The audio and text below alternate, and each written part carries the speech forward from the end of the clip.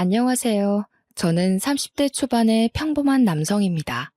이 한 줄 소개하는데 몇 번을 지웠다 썼다 했는지 모르겠네요. 이렇게 글재주가 없지만 제 사연을 많은 분들께 들려드리고 싶은 마음에 용기를 내어봅니다. 특히 꼭 제 사연을 봤으면 하는 사람이 있거든요. 혹시 제 사연을 들어주시는 분들 중 가난을 겪어보신 분 있으신가요? 그렇다면 제 사연이 더욱 와닿으실 겁니다. 사람 사는 게 다 똑같다고 하지만 그것도 어느 정도 배가 부른 소리지 정말 배고픈 사람들은 이런 말을 못 꺼내지요.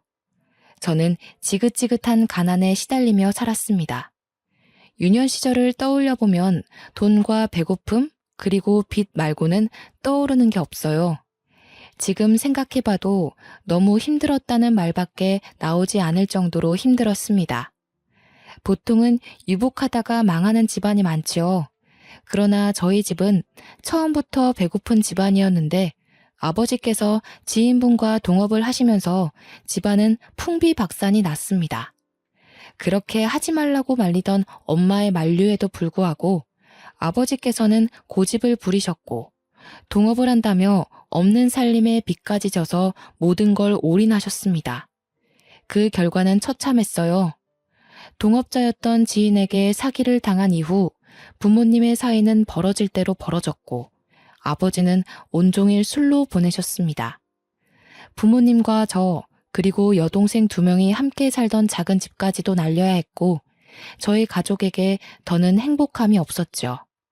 정말 코딱지만한 방 한 칸에서 5 식구가 살게 되었는데 너무 숨막히고 싫었습니다.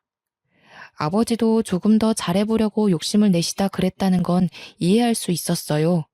다만 이미 사고가 터졌고 일이 벌어졌는데 수습하려는 모습은 보이지도 않았고 온종일 술만 마시며 주정 부리는 모습이 견디기 힘들었습니다. 아버지는 술만 마셨다 하면 저희 남매에게 험한 말을 내뱉었죠. 야, 넌 장남이란 놈이 집안이 이렇게 망했는데 아무것도 안 하고 전하태평이야? 저런 놈을 장남이라고 낳은 내가 미친놈이지. 에라이 썩을 잡놈아. 니까지 꺾어서 뭐가 될 것 같냐? 나가 죽어라. 그만하세요. 뭐? 그만하세요? 이게 어디서 말대답이야? 싹수 없이. 왜? 네 아비가 사업 망하고 이 꼴로 있으니까 웃음냐? 만만해? 좀 제발 그만하시라고요. 이렇게 된 게 누구 때문인데 아버지가 그러고 계세요?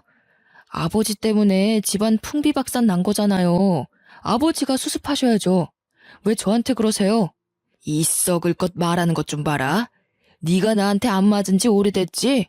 네가 아주 처맞고 싶어서 몸이 근질근질하지? 아버지가 무슨 자격으로 저를 때리세요? 제발 그만 좀 하세요. 이런 술주정도 이제 지겨워요. 상대해주고 싶지 않다고요.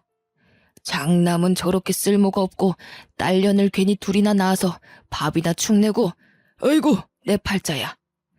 아버지는 이해가 어려울 정도로 본인이 저지른 일에 저희 탓을 하셨습니다. 어떻게 이게 저희 탓이 되는 건지 이해할 수 없었고 그런 아버지가 너무 싫더라고요. 돈이 없지만 어떻게 겨우 차린 밥상을 뒤집으며 반찬이 이게 뭐냐고 난리를 치는 것도 한두 번이 아니었고 잘 자고 있는 여동생들을 발로 차며 깨워서 돈 벌어오라고 난리치는 것도 한두 번이 아니었죠. 저는 이런 아버지가 소름 끼칠 정도로 싫었고 저렇게 살 거면 차라리 길거리나 돌아다니면서 살았으면 좋겠다는 생각도 했고 우리 눈에 보이지 않았으면 하는 나쁜 생각도 했었습니다. 사람이 어쩜 저렇게 이기적인지 모르겠더라고요. 사업이 망하고 내내 안 좋은 모습만 보여주고 가족들을 더욱 고통스럽게 하던 아버지는 건강 악화까지 되시며 가족들을 더 절망에 빠뜨렸습니다. 돈도 없었고 치료 의지도 없었던 아버지는 결국 지병을 앓다 세상을 떠나셨죠. 아버지가 돌아가셨는데 놀랍게도 눈물이 한 방울도 나오지 않았어요. 왜냐면 아버지가 돌아가신 후 저희 가족에게 남은 건 감당할 수 없는 빚이었습니다. 모든 빚을 떠안게 된 후 저희 가족은 아버지의 죽음을 슬퍼할 겨를도 없이 도망 다녀야 했어요. 그 작은 집도 저희가 산다는 게 노출이 되어 하루에도 몇 번이고 빚쟁이들이 찾아와 부수고 협박을 했기에 도망가야 했죠. 결국 저희 가족은 다 무너져가는 집으로 이사를 하게 되었습니다. 이사라는 표현이 웃길 정도로 겨우 몸을 숨기고 잠을 잘 수 있는 곳이었죠. 이런 곳에 과연 사람이 살 수 있을까라는 생각이 드는 곳에서 지냈습니다. 다 무너져가는 집이라 비라도 오면 곳곳에서 빗물이 들어와 거의 밖에서 자는 것과 다를 바 없었어요. 그뿐 아니라 별의별 벌레들이 어찌나 많은지 벌레 무서워하던 여동생들도 어느새 적응을 해서 아무렇지 않아졌습니다. 아슬아슬하게 어떻게 살아가고 있었지만 사실 문제는 여기서 그치지 않았지요. 엄마께서는 워낙 몸이 약하셔서 긴 시간 일을 하는 건 무리였습니다. 거기다 밑에 있는 여동생 둘은 아직 학생이라서 돈을 벌 수도 없었어요.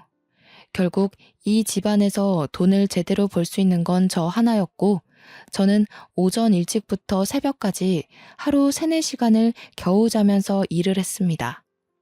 피곤함에 찌들어 집에 들어오면 정말 씻고 바로 뻗기 바빴지만 가족들이 배를 굼지 않아도 된다는 생각 하나로 버티며 살았죠. 그러나 밑 빠진 독에 물 붓기도 아니고 이렇게 벌고 또 벌어도 모이는 거 하나 없이 늘 금전적으로 부족한 삶을 살아야 했습니다. 빚도 있다 보니까 벌어도 끝이 없었고 참 허무했어요. 저도 젊은 나이이고 말 그대로 청춘이라 놀고 싶은 날도 있었지만 그런 생각을 할 수도 없었죠. 몸 쓰는 일을 하며 너무 힘들다 보니 여러 가지 생각은 했었습니다. 제대로 된 취업을 하고 싶었지만 그럴 엄두도 내지 못했던 게 제가 단 하루라도 일을 하지 않으면 온 가족이 쫄쫄 굶어야 하는 상황이 오니까 욕심을 내지도 못했어요. 저 역시 안정적인 직업을 갖고 정해진 출퇴근 시간에만 일을 하고 싶었지만 그건 그냥 제 욕심이라는 걸 알았기에 시도조차 하지 않았죠. 그리고 막말로 취업을 할 수 있다고 해도 제가 능력이 없었기 때문에 번듯한 직장에 들어가는 것 자체가 무리였습니다. 그러니 그냥 현재의 제 삶에 만족하며 막일을 할 수밖에 없었어요. 제가 이 당시에 저 스스로에게 최면을 많이 걸었습니다. 일을 해서 먹고 사는 게 어디야? 라든지 나는 지금 가족을 위해 최선을 다하고 있고 충분히 훌륭한 사람이야. 같은 말들로 스스로를 위로했고 긍정의 힘을 얻으려 노력했어요. 이렇게 하지 않으면 제가 금방이라도 지쳐 쓰러질 것 같았죠. 그래도 외롭지는 않았던 게 제가 이렇게 고생하는 걸 엄마와 여동생들이 알아줬거든요. 늘 힘들게 일하고 오면 다 무너져가는 작은 집에서 가장 편한 자리에 그나마 좋은 이부자리를 펴두고 제가 쉴 수 있는 공간을 마련해 줬습니다. 그뿐 아니라 없는 형편에 먹을 것도 별로 없는 우리 집 반찬에 가장 맛있고 좋은 반찬은 늘 저를 위해 빼두곤 했지요. 어떻게 보면 별거 아니라고 생각할 수 있지만 그 당시 저희 집 형편을 생각해 보면 정말 대단한 일이었고 저를 배려해 준 거였습니다. 또 제게 돈을 받는 걸 당연하게 여기지 않아서 그나마 제가 위안을 삼을 수 있었습니다. 오빠, 정말 미안한데 나 용돈 조금만 줄 수 있을까? 오빠가 힘들게 일하는 거 다 알고 있어서 용돈 진짜 아껴서 썼는데 저번에 문제집을 잃어버려서 다시 사느라 돈이 조금 부족해서. 그래? 그런 거면 오빠한테 진작에 말하지. 돈 아예 없었을 거 아니야. 응, 그냥 걸어서 왔다 갔다 했어. 차비라도 아끼려고. 미안해, 오빠. 오빠도 힘들게 버는 돈인데 내가 함부로 써서. 나중에 내가 더 커서 돈 벌면 꼭 오빠한테 갚을게. 뭘 또 갚는다고 그래. 그냥 제대로 공부해서 성공만 해. 너희가 성공하는 게 오빠 도와주는 거야. 우리 아들 힘들지? 그래도 이번에 생활비가 좀 여유가 있어서 다음 달에 생활비 전부 안 줘도 괜찮을 것 같아. 엄마가 능력도 없고 몸도 아픈 엄마라서 미안해. 왜들 그래? 난 괜찮아. 그냥 우리 가족 조금만 더 고생하다 보면 좋은 날이 올 거니까 모두 힘내보자. 가족들은 모두 제가 주는 아주 작은 돈도 아껴 쓰고 또 아껴 썼고 저는 그걸 알기 때문에 제가 벌어서 온 가족이 먹고 살아도 불만이 없었습니다. 이런 부분에는 불만이 없었지만 뭔가 큰 돈을 벌고 싶다는 욕망이 있었어요. 제가 조금 더 여유롭게 벌면 분명 우리 가족이 더 여유로운 상황이 될 걸 알았기에 욕심이 났습니다. 그래서 늘 일을 하면서도 어떻게 하면 돈을 더 벌 수 있을까라는 생각을 했었죠. 그러던 중 동네에 이상한 무언가가 생겼습니다.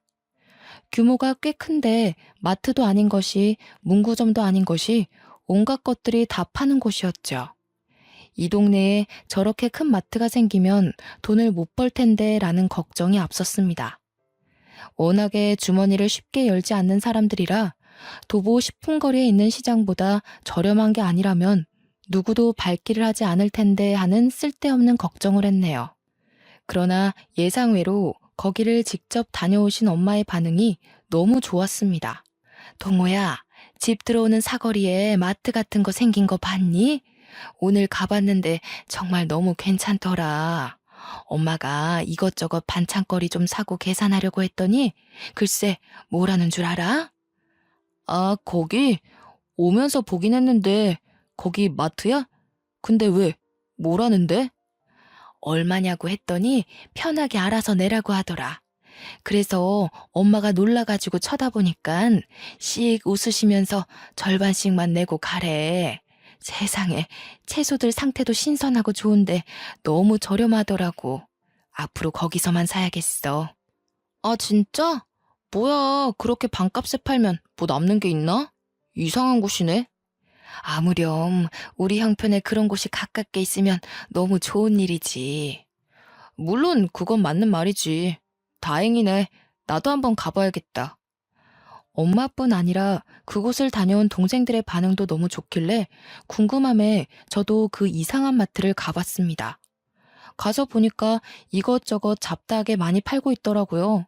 그리고 엄마의 말대로 사장님은 정말 모든 걸 절반 가격에 팔고 계셨죠. 신기하고 놀라웠습니다. 한참을 구경하다 살 건 없어서 그냥 나가려는데 갑자기 사장님이 절 붙잡으셨죠. 이봐요. 잠깐만. 잠시만요. 네? 저요? 아, 저 아무것도 안 산 건데. 그게 아니라 상준이 아들 동호 아닌가? 혹시 그 아버지 조남이 이상준 아니에요? 네, 맞아요. 제가 이동호인데 누구세요? 세상에, 설마 했는데 이렇게 만났네. 동호 이 자식 진짜 많이 컸네. 하마터면 못 알아볼 뻔했어. 네? 저를 아시나요? 갑작스레 저를 붙잡으신 사장님은 다름 아니라 저희 아버지의 절친이셨습니다. 얘기를 하며 얼굴을 자세히 들여다보니 제가 삼촌이라 부르며 잘 따르던 분이셨죠. 어떻게 이런 우연이 있나 싶었고 너무 반가웠어요.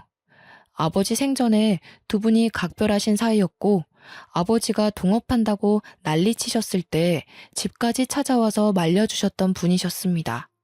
그런데 저희 가족이 한밤중에 급히 도망가게 되면서 아예 소식이 끊겨버렸고 꼭 도와주고 싶어서 찾고 싶었다는 말씀을 하셨죠. 한참 삼촌과 대화를 나누며 그간 어떻게 살았고 무슨 일이 있었는지를 다 털어놨습니다. 그간 누군가에게 제 속 얘기를 해본 적이 없어서 그런 건지 몰라도 삼촌에게 모든 속 얘기를 다 털어놓고 나니까 속이 너무 시원했어요. 제 말끝에 삼촌은 눈물을 보이셨고 너무 늦게 만나서 미안하다는 말씀을 하셨습니다.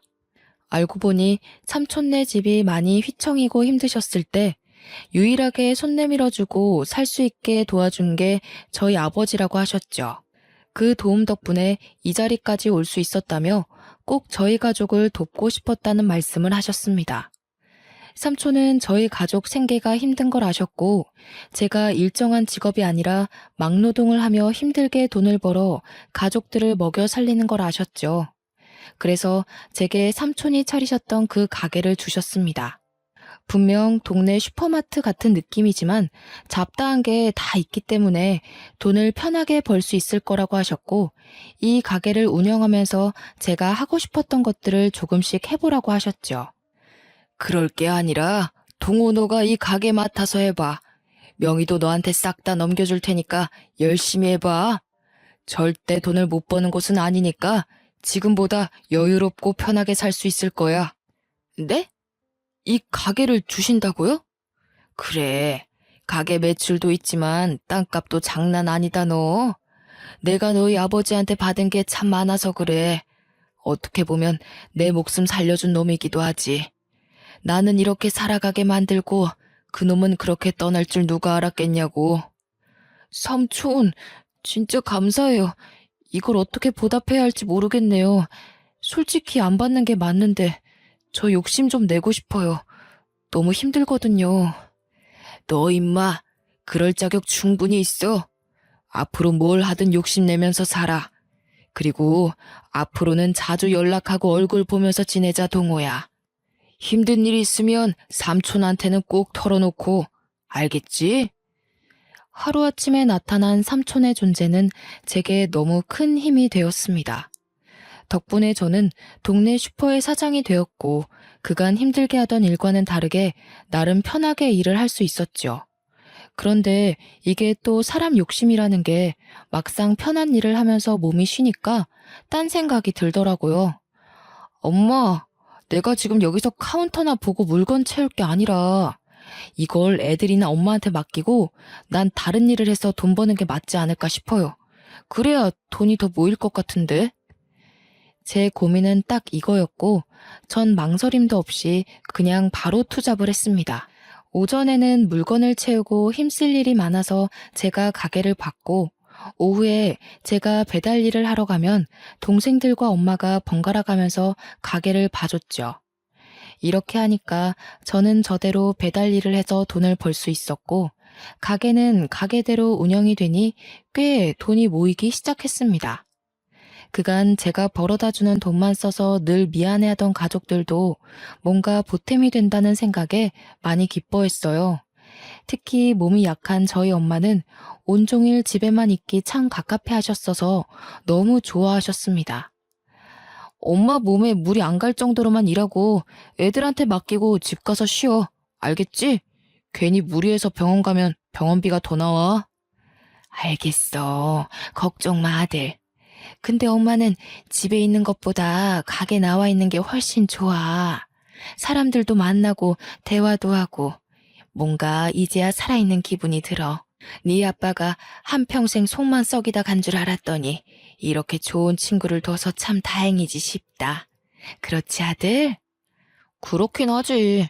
무엇보다 삼촌이 이렇게까지 도와줄 필요가 없는데 도와주셔서 너무 감사하지.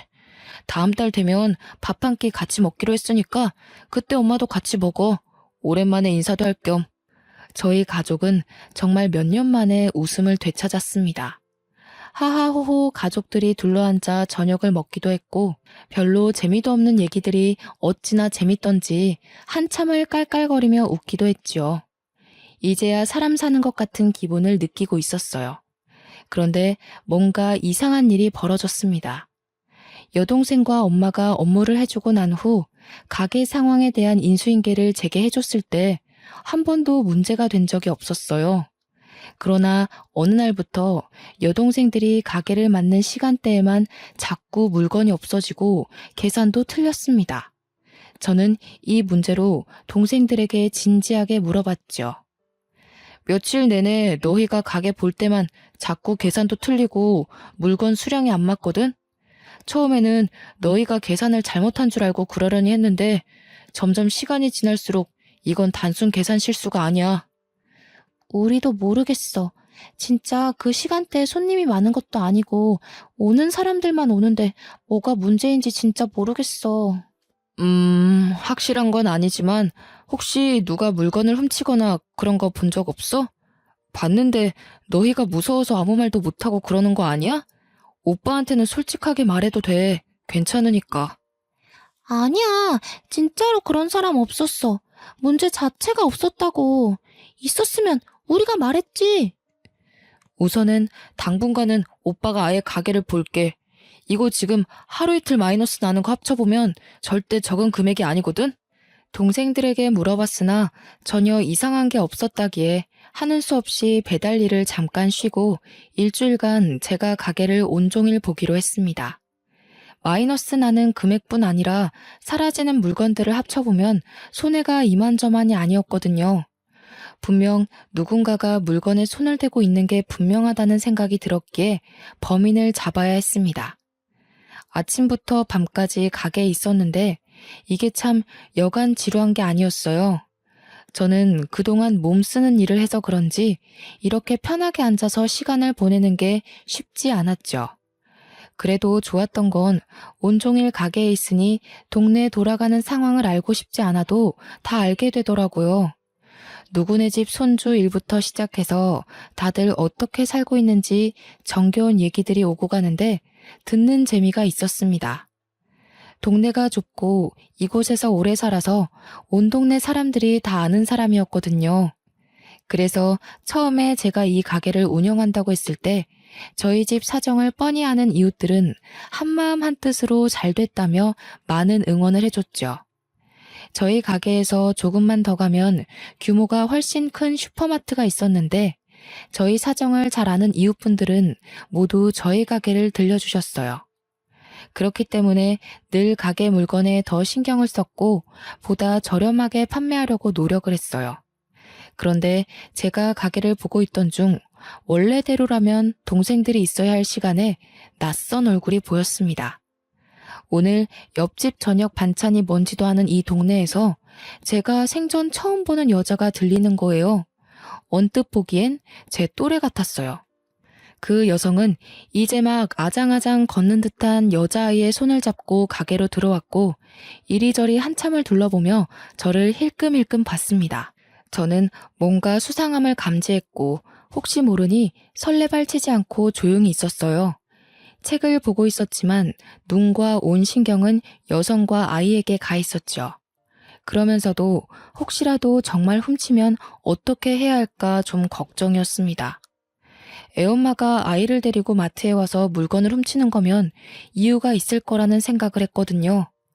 바로 그때 그 여자는 채소와 과일을 조금씩 주머니와 가방에 쓱쓱 넣었습니다. 이게 참 마음이 아팠던 게 통으로 훔쳐가는 게 아니었죠. 포도도 한 송이를 가져가는 게 아니라 몇 개 따서 주머니에 쓱 넣고 방울토마토도 몇 개만 쓱 넣는 모습에 모른 척 해야 하나 싶었습니다. 이어 아이가 갖고 놀 장난감도 쓱 넣더니 속도가 붙었는지 갑자기 조금씩 눈치 보며 쓱쓱 훔쳤죠. 처음 한두 번이면 솔직히 눈 감아줬을 텐데 지금 이게 한두 번이 아니었고 가게에 손해까지 입혔기 때문에 바로 잡을 필요가 있었기에 저는 그 여성에게 다가가 물었습니다. 저기요, 지금 뭐 하시는 겁니까? 며칠 내내 가게에 도둑이 있다 싶었는데 그쪽이었군요. 정말 죄송해요. 사장님, 한 번만 용서해 주세요. 저희가 돈이 없는데 저는 굶어도 괜찮은데 딸아이 먹일 게 아무것도 없어서요. 정말 죄송합니다. 잘못인 거 알고 있고 범죄인 것도 알아요. 제가 꼭 갚을게요. 아니, 훔칠 거면 뭐 제대로나 훔치지 이게 뭡니까? 아, 참, 그 실례지만 애기를 혼자 키우시는 거예요? 이렇게 돈이 없으면 아이를 어떻게 키워요? 그게 애 아빠가 돈을 다 들고 도망갔어요. 하루아침에 그렇게 도망가고 저랑 딸한테 남은 건 그 인간이 사고치고 남은 빚뿐이라 지금 이 동네에 숨어서 살고 있네요. 정말 죄송해요. 애가 너무 어려서 일도 못하고 있어서 너무 죄송합니다. 네? 아유, 뭐 저도 이 동네 아버지 때문에 도망와서 숨어 살았던 게 시작이라 참 모른 척하기가 그렇네요. 저기, 이렇게 훔치지 말고 유통기한 임박한 제품들은 그냥 줄 수 있으니까 앞으로는 와서 당당하게 가져가세요. 애기도 이것저것 맛있는 거 많이 해주시고 그래야 무럭무럭 크죠. 네? 아니에요. 그렇게까지 안 해주셔도 괜찮아요. 이미 면목이 없는데요. 저도 배고팠던 시절이 있어서 잘 압니다. 조금이라도 형편 나은 사람이 도와야 풀리지 안 그러면 막막하잖아요. 괜찮으니까 가게 와서 가져가세요. 저희 엄마랑 동생들한테도 말해둘게요. 정말 감사해요, 사장님. 정말로 너무 감사합니다. 제가 꼭 잊지 않고 보답할게요. 절대로 잊지 않을게요. 너무 딱 애엄마 사정을 무시할 수 없었습니다. 자세히 들어보니 남편이 정말 하루아침에 흔적도 없이 다 들고 도망을 갔다던데 홀몸도 아닌 저 어린아이를 데리고 뭘 할 수 있을까 싶었죠. 저야 뭐 제가 벌어서 가족들을 먹일 수야 있었는데 이쪽은 애엄마가 일도 못하는 상황이니 막막할 것 같았습니다. 그래서 말로는 유통기한 임박한 제품을 주겠다고 했지만 제 사비를 들여서 아기들이 먹는 것들을 따로 발주를 넣어서 애엄마에게 무료로 줬어요. 그게 미안했는지 가끔은 저희 가게에 올 때 맛있는 간식을 해서 왔다고 합니다. 물론 저는 배달 일을 다시 시작하고 있었기에 동생들과 엄마만 맛을 봤죠. 제가 동생들과 엄마에게 이걸 말했을 때도 아주 잘했다면서 오면 부담스럽지 않게 도와줘야겠다는 말을 했어요. 저희 가족 모두가 처참할 정도로 가난이 뭔지 너무 잘 아니까 모두가 도와주고 싶었습니다. 그렇게 제 사비까지 들여 애엄마를 도운 게 2년이란 시간이 흘렀어요. 2년간 많은 변화들이 있었습니다. 제 동생들은 대학 입학을 했고 저랑 엄마는 다 무너져가는 집이 아니라 번듯한 집으로 이사를 했죠. 집안 사정은 많이 좋아졌고 가족들의 얼굴도 행색도 모두 좋아졌어요. 그리고 2년간 도와줬던 애엄마의 딸아이도 무럭무럭 자라서 옹알이를 하던 게 말도 똑부러지게 하고 아주 많은 변화들이 있었습니다. 그러던 어느 날 갑자기 애엄마가 가게 마감 직전에 저를 찾아왔는데 애도 없이 혼자 늦은 시간에 왔길래 깜짝 놀랐죠. 뭐예요? 아영이는 어디에 두고 이 시간에 혼자 왔어요? 무슨 일 있어요? 저 사장님께 드릴 말씀이 있어서요. 너무 갑작스럽지만 저 지금 이 동네 떠나거든요. 네? 왜요? 뭐에 또 쫓기는 거예요? 무슨 일인데 한밤중에 갑자기 떠나요? 나쁜 일은 아니고 저 제대로 살려고 가는 거예요. 갑작스럽게 이런 말 해서 미안하지만 사장님, 여기 이 자리에 꼭 계셔야 해요. 제가 꼭 올 거니까 아셨죠? 제가 은혜 갚을 기회 주셔야 해요. 그래서 그 말 하려고 급하게 왔어요. 그렇게 애 엄마는 제게 기약 없는 약속을 하고 떠났습니다. 사실 많은 생각이 들었어요. 애 엄마와 뭐 사적인 감정이 있던 건 아니지만 2년이라는 시간 동안 꽤 서로 가깝게 지냈기 때문에 정도 들어서 생각이 많이 났습니다. 언제 올지도 모르고 막말로 안 올 수도 있는데 저는 자꾸만 기다려졌어요. 이상하게 언젠가 애엄마가 찾아왔을 때 제가 더 멋진 사람이 되어 있고 싶다는 생각에 발전하려 노력을 했습니다. 그렇게 3년이 흘렀을 때 저희 가게 앞에 낯선 외제차가 서 있더라고요. 이 동네에 저렇게 좋은 차를 타고 다니는 사람이 없어서 눈길이 갔습니다. 잠시 흘겨본 후 저는 가게로 들어가려는데 외제차 안에서 한 여자가 내렸죠. 머리부터 발끝까지 명품으로 도배를 한 그 여자를 보고 깜짝 놀랄 수밖에 없었던 게 제가 여태 기다리던 애엄마였습니다. 순간 저를 보며 환하게 미소 짓는 애엄마를 보며 저는 멍하니 쳐다봤어요. 사장님, 저 약속 지키러 왔는데 너무 늦었죠? 아니, 이게 어떻게 된 일이에요?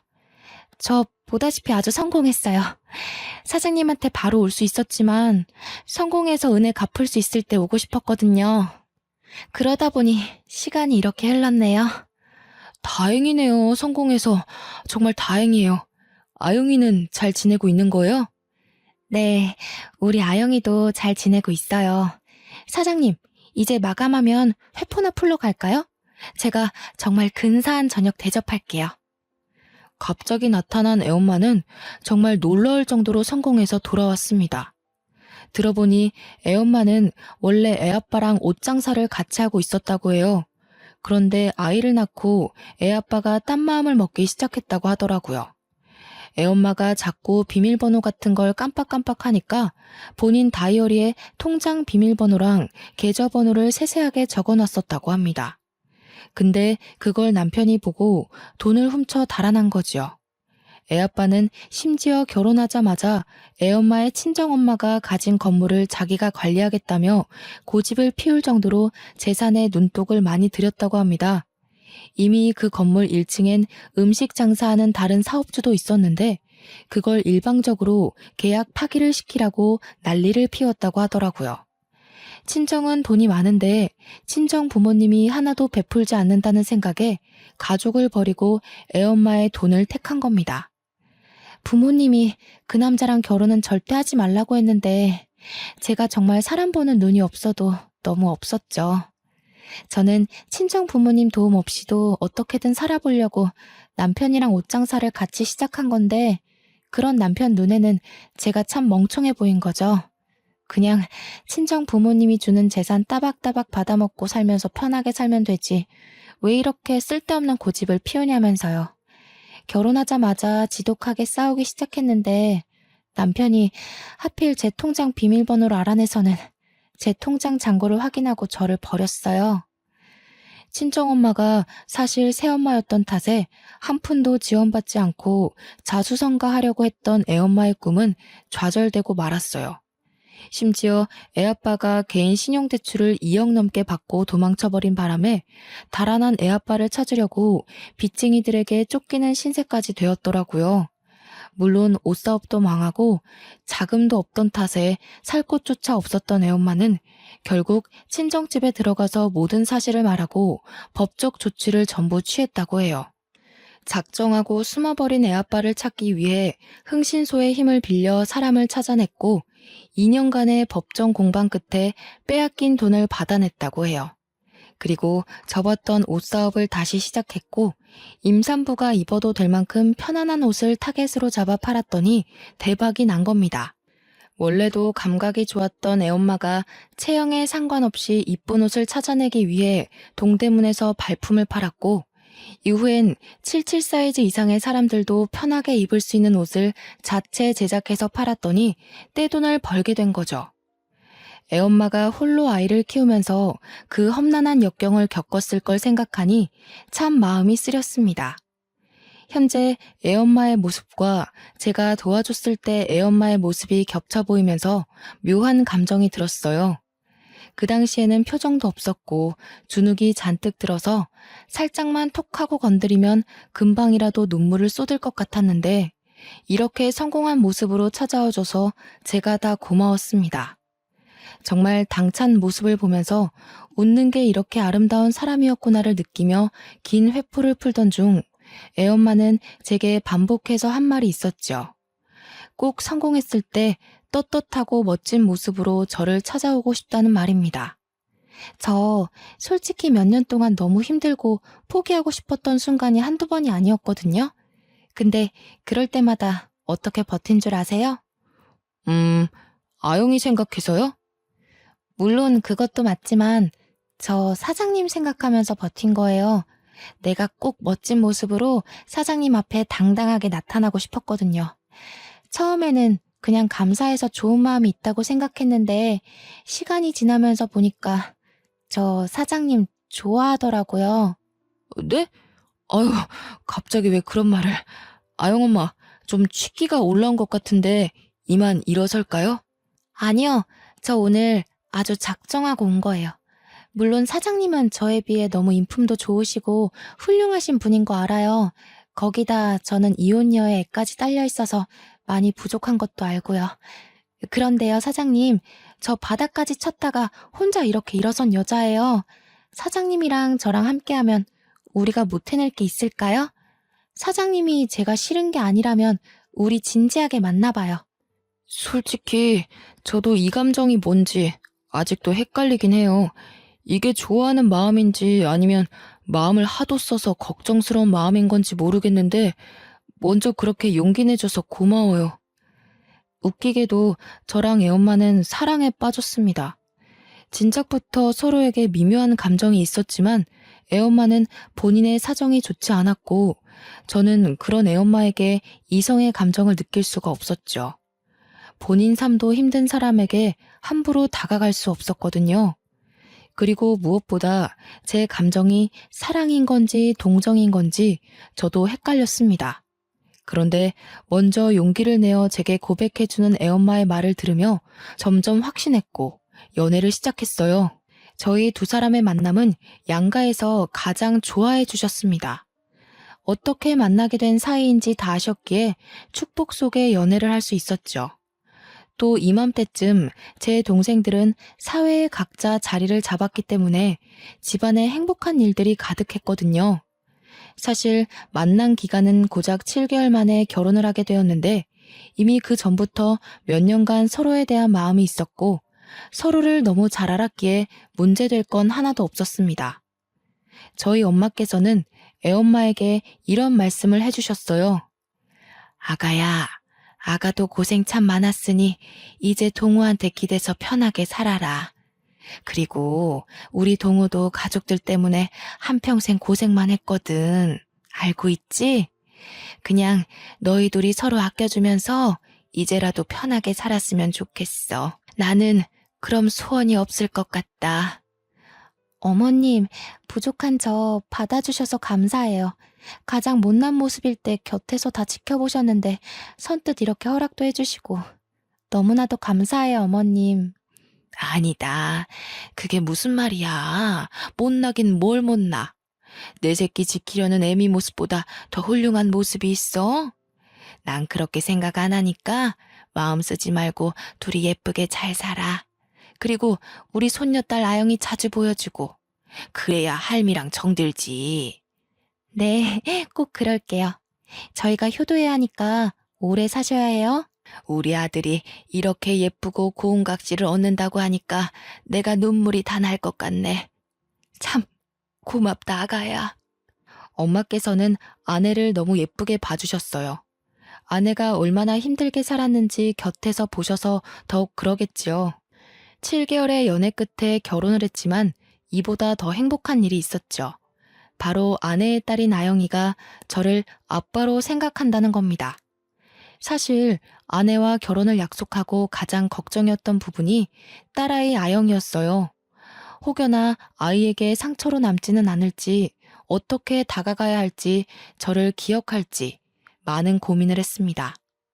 연애하던 7개월이란 시간 동안 아영이에게 다가갈까 고민도 많았지만 저희 두 사람의 관계가 확실해졌을 때 딸아이에게 다가가고 싶었어요.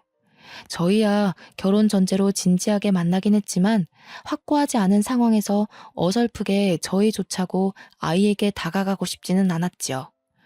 정말 고심을 했었는데 딸아이는 저를 기억해줬고 심지어 반겨줬습니다. 생각해보면 아영이가 막 말문이 트였을 때 유일하게 자주 보는 성인 남자가 저라서 가끔 제게 아빠라고도 했고 삼촌이라고도 했는데 그런 아영이 기억 속에서 제가 아빠로 자리 잡았나 봅니다. 아영이를 다시 만났을 때 저를 보자마자 해맑게 뛰어와 안기는데 괜히 눈물이 나더라고요. 이때의 감정은 뭐라고 설명할 길이 없었죠. 뭉클하고 감동적인데 정말 고맙고 이 작은 아이에게 감사하더라고요. 물론 제 친자식이 아니라 더 조심스럽기는 하지만 너무 어렸을 때부터 도움을 줘서 그런지 제게도 아영이는 각별한 딸이 되었습니다. 저희 가족에게는 또 다른 행복이 찾아왔어요. 지금은 아내 뱃속에 둘째가 생겼습니다. 이제 곧 태어날 예정이라 무섭고 설레는 마음이 가득한 거 있죠?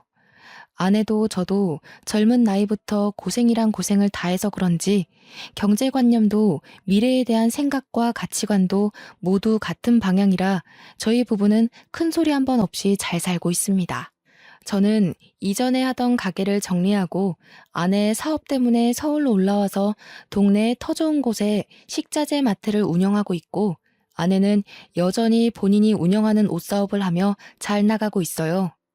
둘째가 뱃속에 있어서 몸이 참 고단하고 힘들 텐데도 하루도 쉬지 않고 일하는 아내를 보면 안쓰럽기도 하고 존경스러운 마음이 공존했습니다. 지금도 행복한 저희 가족이지만 곧 태어날 둘째와 함께 저희 네 식구는 앞으로 더 행복하게 살 겁니다. 결국 제가 베푼 온정이 큰 사랑으로 돌아왔다는 생각에 태어나 가장 잘한 일이 아닐까 싶더라고요. 제 긴 글을 읽어주신 여러분들도 누군가에게 온정을 받으시고 그게 값진 결말이 될 수 있기를 바라며 제 사연을 마무리하겠습니다. 읽어주셔서 감사합니다.